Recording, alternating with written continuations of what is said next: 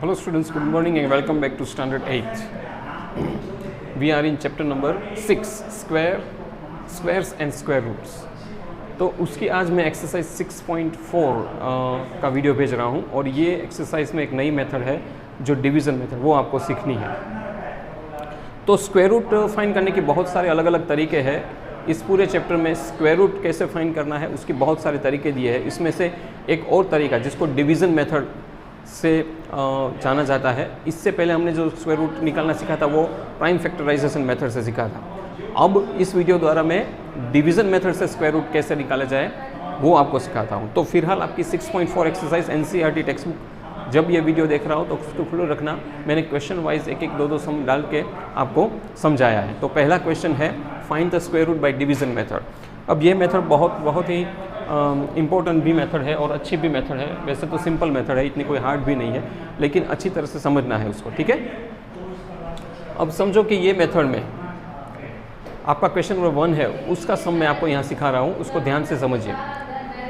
समझो कि यहाँ पे आपका एनसीईआरटी टेक्स्ट बुक में क्वेश्चन नंबर 1 में फर्स्ट सम 2304 ये दिया है।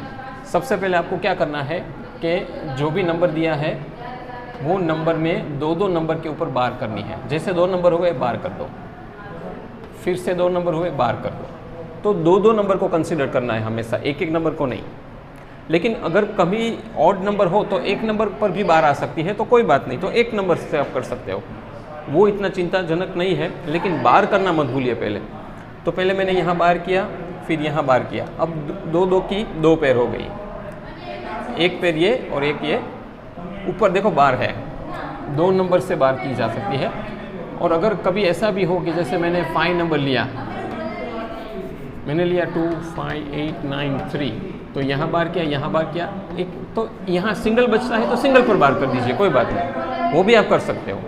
लेकिन पहले 2 से ही चालू करना है। अगर नहीं बनता है तो फिर सिंगल से ले सकते हैं, ठीक है। तो ये बात को आप ध्यान रखिए।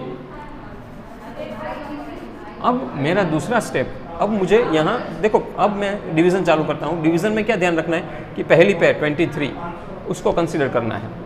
मैं क्या करूँगा, 23 में यहाँ पे मैं जिससे डिवीज़न करूँ, तो हम नॉर्मल डिवीज़न में क्या करते थे, 4 3 भी लेते थे, 4 2 भी लेते थे, जो भी आता था लेते थे। यहाँ पे ऐसा नहीं करना है। यहाँ पे जो भी कुछ भी नंबर लो वो पैर में ही लेना है। अगर आप 4 लो तो यहाँ भी 4 4 ही होना चाहिए, 5 लो तो 5 5 ही करना चाहिए, 6 लो तो 6 6 लेकिन ऐसा नहीं करना 4 और 3 2 और 5, ऐसा नहीं।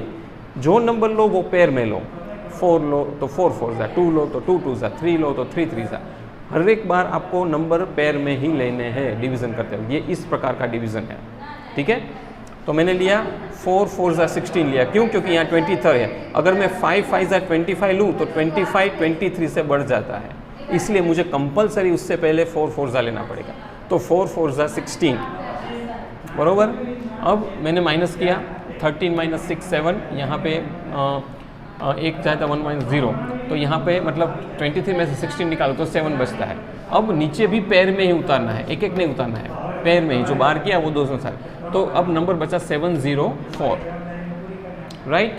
हाँ, एक और बात यहाँ ध्यान रखनी, यहाँ पे मैंने 4 लिया, वही 4 यहाँ पे ऐड करना है। यहाँ पैर में भी लेना है और वो 4 यहाँ ऐड भी करना है।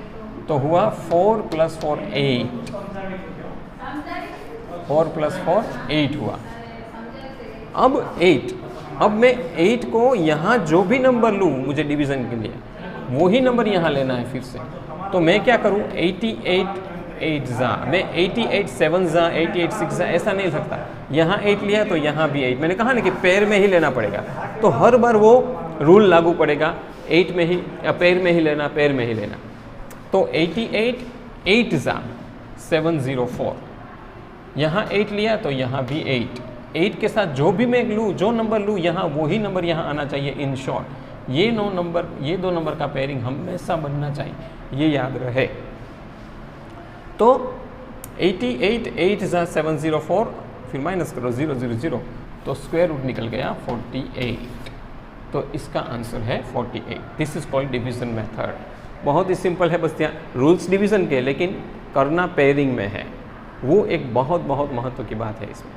तो आई होप ये आप समझ गए होंगे। 48 इसका रूट है, मतलब 48 इंटू 48 करोगे तो 2304 मिल जाएगा, 2304। ठीक है, तो ये एक बहुत ही आसान सम है, आप कर सकते हो। अब हम जाते हैं क्वेश्चन नंबर 4 की तरफ।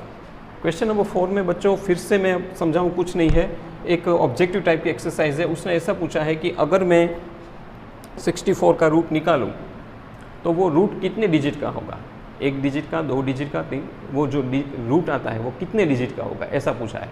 तो उसके लिए मुझे उसका रूट निकालने की ज़रूरत नहीं है, एक शॉर्टकट की से मैं कर सकता हूँ।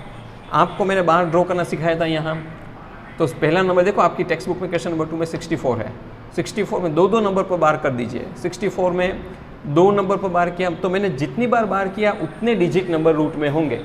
तो यहाँ एक बार तो एक, देखो 64 का रूट 8 होता है, तो 8 एक ही नंबर है, तो ऐसे एक आ गया आंसर, राइट, बहुत ही सिंपल। अब 144, तो मैं 144 में क्या 2 डिजिट में एक बार की, फिर एक डिजिट है तो उसके ऊपर ही बार कर दो, बार कितनी हुई 2, तो आंसर 2। मतलब अगर मैं 144 का रूट निकालूं तो जो रूट होगा वो 2 डिजिट का, कहाँ, तो 144 का रूट होता है 12। देखो 2 डिजिट हुए ना 12 के, 1 और 2, 2 डिजिट वाला नंबर आया। फिर 4489, तो फिर से इसमें और इसमें 2 बार किया, 2 डिजिट पर आए तो बार करनी है, लेकिन कभी कोई सिंगल डिजिट बढ़ता है तो बार कर लो और वो बार भी काउंट करनी है। तो यहाँ 1 और 2, फिर से 2, मतलब इसका रूट 2 डिजिट नंबर का ही होगा। फिर 27225 है, तो यहाँ बार किया, दूसरा बार किया, तीसरा बार, 3 बार, तो इसका रूट 3 डिजिट नंबर का होगा। और चौथा नंबर में भी वही है, 2 डिजिट 2 डिजिट 2 डिजिट, टोटल बार हुई 3, जितनी बार हुई इतने डिजिट का उसका रूट होगा। आप निकाल कर देख लेना, ये इतना ही सिंपल है। मतलब रूट को निकाले बिना ही कितने डिजिट का रूट होगा वो पता चल जाता है, in short. Okay, that is very simple. Now let us continue with question number 3। Question number 3 में यही डिवीज़न है लेकिन पॉइंट वाला है, वही करना है, सिर्फ बस पॉइंट का ही मैटर करता है और कुछ मैटर नहीं करता है यहाँ पे। ठीक है, अब 51.84 ये डिजिट दिया है आपका क्वेश्चन नंबर 3 में, देख लेना एनसीईआरटी टेक्स्ट बुक में। अब आपको पेयरिंग करना है, मैंने पहले ही बताया है। तो 7 7 ज़ा 49 जाएगा, क्यों, क्योंकि 8 8 ज़ा 64 तो 51 से बढ़ जाता है, इसलिए 7 7 ज़ा 49 लिया। 51 में से 49 निकालो तो 2 ही बचता है, क्योंकि आप 11 - 9 is 2 और यहाँ पे कैंसिल किया 4 4 - 4 0। अब पेयर में उतारना है, इसलिए 84 को नीचे उतारा, तो 284 हुआ, राइट। अब जो यहाँ लिया है वो यहाँ प्लस भी करना है, जैसे मैंने यहाँ करवाया था, तो 7 + 7 14 हुआ। अब मैं 14 के साथ कौन से नंबर को जोड़ूँ तो 284 आएगा, तो हाँ 142 लूँ, जो मैं नंबर यहाँ लूँ वो कंपलसरी यहाँ लेना पड़ता है। तो 42 2 ज़ा करो तो हो गया 284, देखो 2 2 ज़ा 4, 4 2 ज़ा 8, 2 1 ज़ा 2, तो 284 हो गया।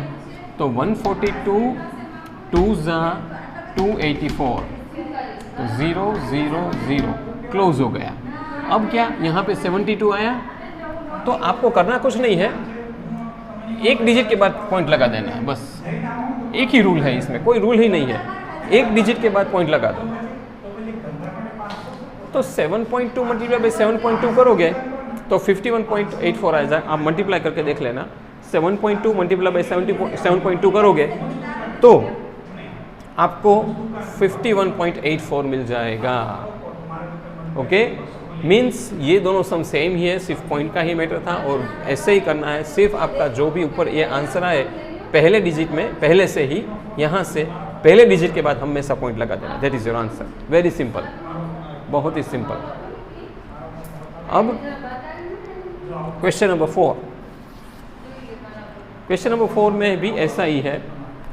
इसमें ऐसा पूछा है कि ये 1989 परफेक्ट स्क्वायर नंबर नहीं है, तो मैं कितने डिजिट को माइनस करूं, इसमें से प्लस नहीं माइनस करूं तो वो परफेक्ट डिजिट बन जाएगा, I mean perfect square number बन जाएगा।